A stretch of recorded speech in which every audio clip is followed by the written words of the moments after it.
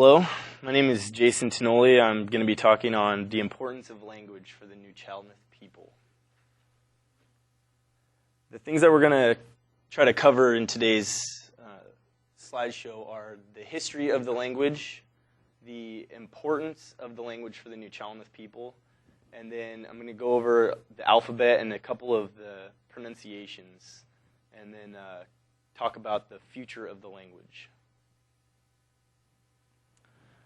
The Tonioli people are believed to have inhabited the west coast of Vancouver Island for at least 5,000 years. Some people think as far back as 11,000 years, but they don't have archaeological evidence proving that. And their name was actually given to them only since 1979, when all the groups came together collectively and came up with the name Tonioli, which means all along the mountains and sea.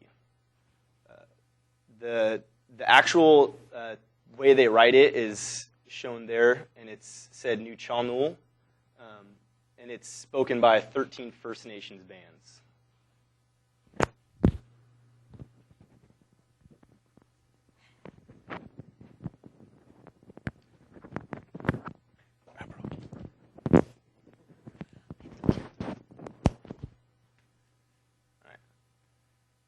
The language is arguably the most important aspect of the Tonioli culture.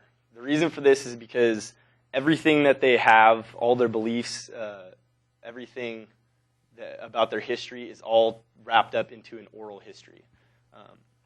They present everything through storytelling, songs, and dances. The Tonioli people also used art, something called the Fleet Sopilthum. I thought that was something that was good to point out because before they actually had a written language, they would use these art pieces as ways to show or to remember things in history such as births, initiations, war, marriage, and peacemaking. And these were all tied into the families and the clans and the tribes. And they were all of this stuff is for the right, or all of these things had to be given to you, passed down to you through your heritage. So you had to have rights to the history. You had to, your stories and your songs and your dances were all passed down to you through your family members, and you had to have the rights in order to tell those. Here you can see a picture at the top of a man telling a story, one of his family stories to his band, his tribe. And then on the bottom is one of the Fleet Sopilthums, one of the art pieces that's showing a certain moment in history for a specific family. One of the reasons that the language is so sparse and there's not very many people that speak it is because ever since the Europeans showed up on the west coast of Vancouver Island, they immediately started to assimilate the Native American, or the native population there. In 1857, they started putting in place legislation such as the Gradual Civilization Act, and then in 1867, they had the British North American Act. All of these things were to help take away some of the tribe's culture and the way that they did things. And in 1874, a really big one was the Indian Act that was passed. This one actually started the Indian residential schools, and in these schools, they actually sometimes took the children from their families, and they would be at these schools year-round, and they would have to learn all of the European idealities and the culture of the Europeans.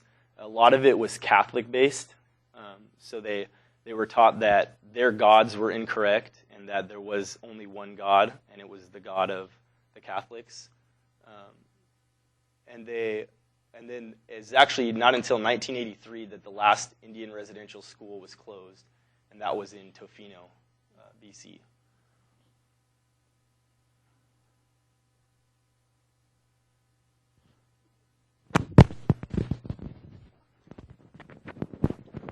Nuchanul is a southern Waukeshan language. The language is broken down into 3 dialects. The northern Nuchanul dialect, which is spoken from the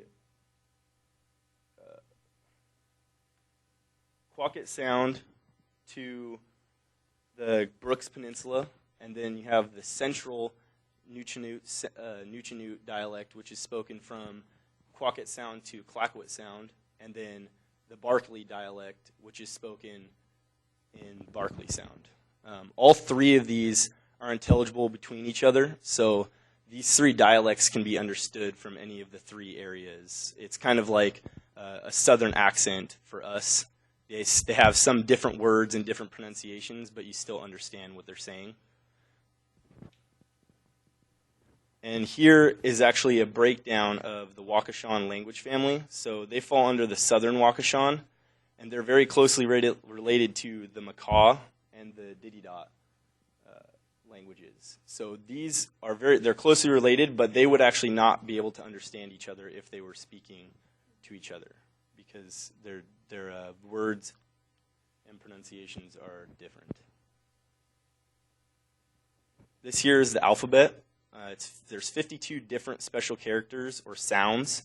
So they didn't really have like an alphabet like we do. They use sounds for everything, and they had a different character for each sound. And there's not really enough time to go over all of the pronunciation and all of the different characters in the alphabet. So I just picked a couple of them so you could kind of see the differences from their language to ours. And so they have a C, which looks like our letter C, but it's actually a ch sound. And the example is ch-uk, which is the word for island. The next one looks like a question mark, but it actually doesn't have a period at the bottom of it. And this is the glottal stop. So this is like when you say and there's like that little stop. So this word is umus, which means cheek. The next word is an X with a superscript W. That's the next character. And it sounds just like an X, but you say it with rounded lips. So it's ek, like that. And this word would be ek-wuk-uk, which means swollen.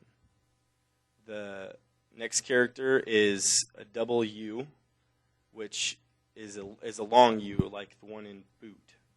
And this is tuk-uk, which means sea lion. This is probably my favorite word, because I love sea lions. Next, I want to talk about the future a little bit of the language, because it seems to be a very big topic right now for the New Chalmers people, and it's very relevant as far as their language being lost.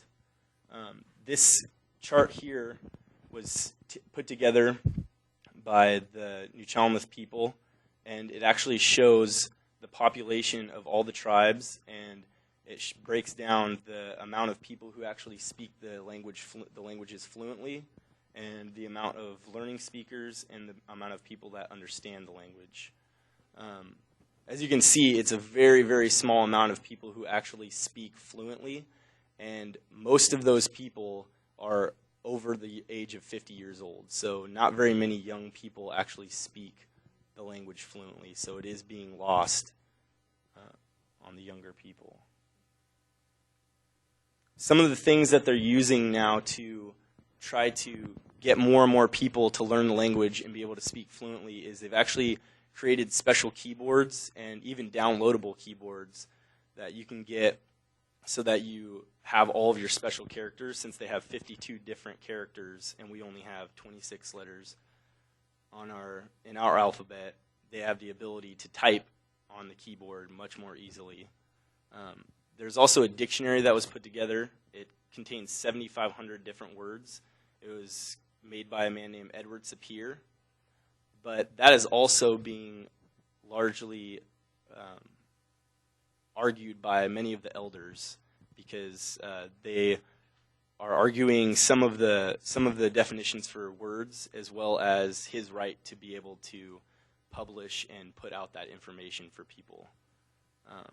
There's actually some college courses being offered at BC universities, but they're not finding many people being able to pick up the language fluently. It's more just a class about the language. And there's also, if you go on to the newchalmers.org website, they have online teaching aids as well as quite a few games that children can play to kind of help them pick up the language. So in summary, the Nuu-chah-nulth people have been around for thousands of years, and much of their culture and history was lost due to the assimilation policies that were put into place by the British. The language is an integral part of the Nuu-chah-nulth way of life, and it's essential for the rebuilding of their communities.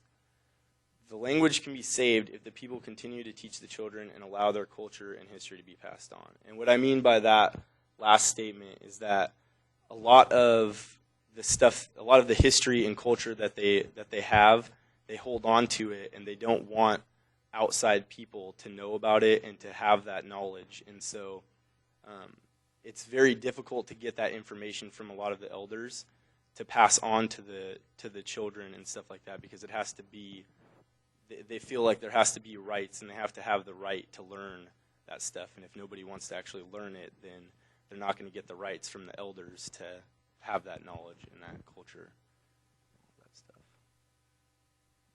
And that is it.